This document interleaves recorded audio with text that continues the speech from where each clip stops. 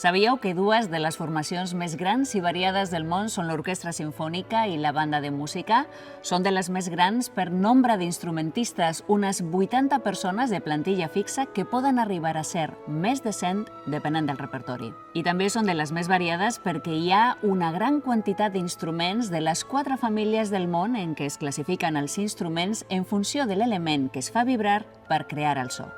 Aeròfons que fan vibrar una columna d'aire, com la flauta, la trompeta o l'orgue,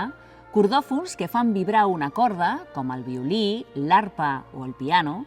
membranòfons que fan vibrar una membrana, com a timbals, caixes i bombos, i idiòfons que fan vibrar una placa, com marimbes i plats.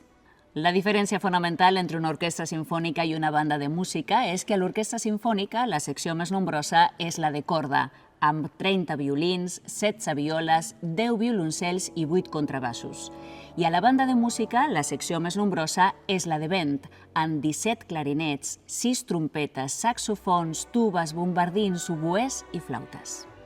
Hi ha bandes de música que inclouen arpa, contrabassos o violoncels, i per això s'anomenen bandes simfòniques.